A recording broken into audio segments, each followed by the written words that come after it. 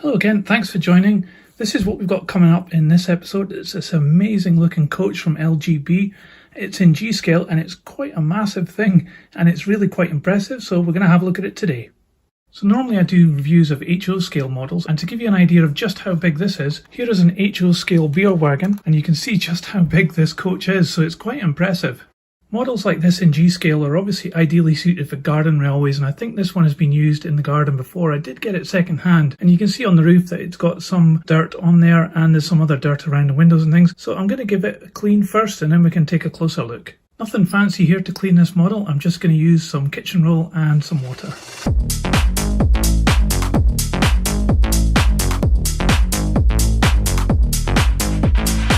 Okay, it's looking a bit better now, but I think it's probably had a bit of a hard life and been left outside a while because there's still some marks on the roof that you can see. But anyway, I'm not going to bore you with just a video of me cleaning a big coach. We're going to have a look over this coach, so let's take a look. So one of the obvious things about this coach is the paint job. It's very reminiscent of the Orient Express coaches, but you can see that this isn't a faithful replica of that. So I think some artistic licenses happened when they designed this model. So it's loosely based on a Pullman car, but you can see that it's called a Continental Classic Express. But it does have some features which are very similar to Pullman cars, for example, these windows at the end and also the colour scheme. But I think this has just been completely made up. That said, it does look really attractive. It's a classic colour scheme of cream and brown. And this is looking very smart with its silver roof and some of the details on it, including the gold handrails.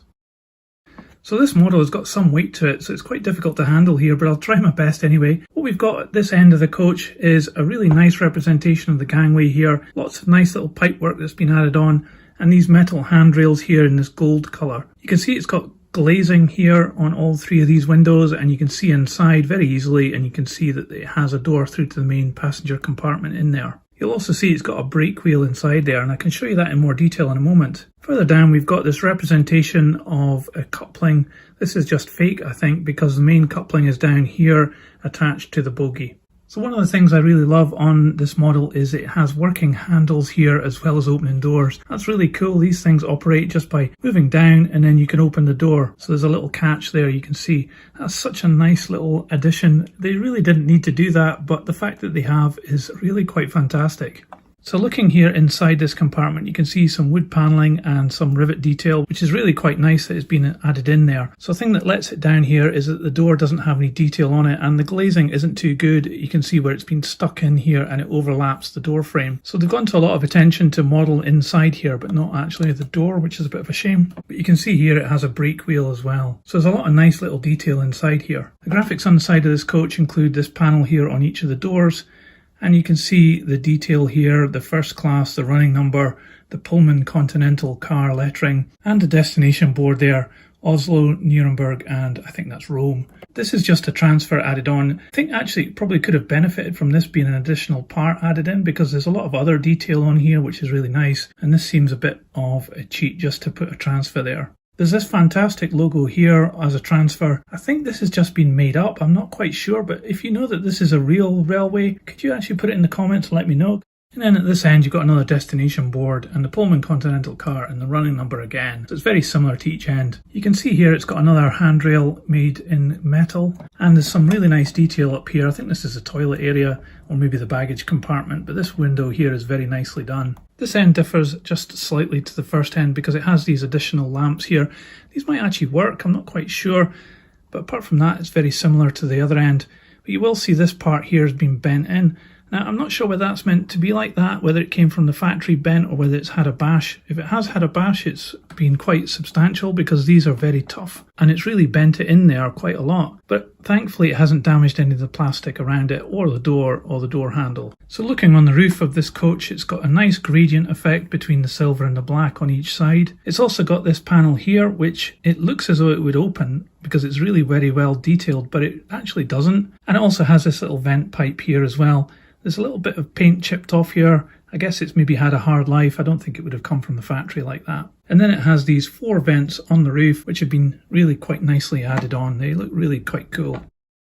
So looking down below, we've got these really quite simple but very effective bogies here. There's a lot of very deep relief on the moulding here with some really nice spring detail and a lot of rivet detail as well. They really look quite impressive.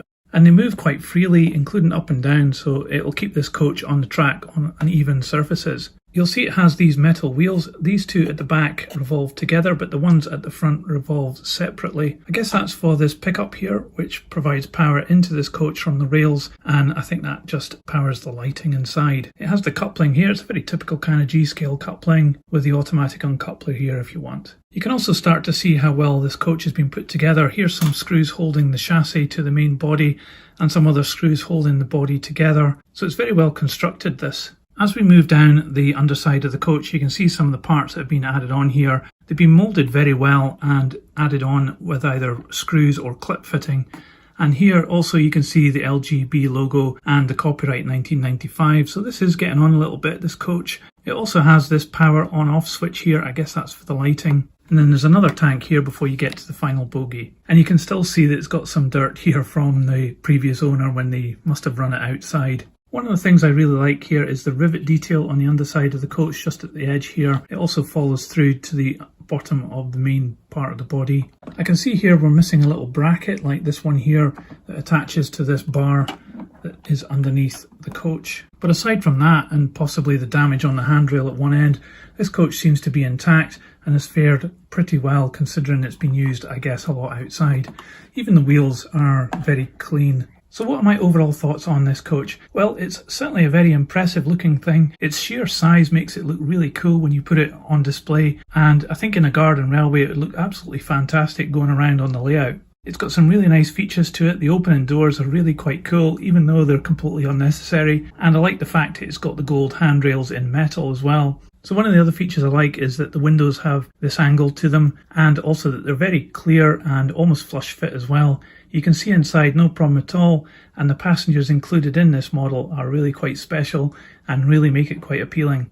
It is a very long model, so you will need a large layout to be able to run this. I don't think it's really suited for an indoor layout at all. So if you're lucky enough to have a garden railway, I think this could be a really nice special addition to that layout. It's quite a heavy coach as well, so you'll need a good locomotive to pull it. And if you've got more than one of these, then it might become quite a heavy train. So overall, this model isn't for everyone. You have to have the right conditions to be able to run it. But if you do, I think you should definitely look out for this and try and get it because it's so appealing. It's got some great features, and it would just be a great addition which would look so great being pulled around a garden railway. I hope you enjoyed this brief look at this really cool looking coach. If you enjoyed this video, please give it a thumbs up. It really helps this channel, and you can subscribe for more videos like this. That's it for today. See you next time.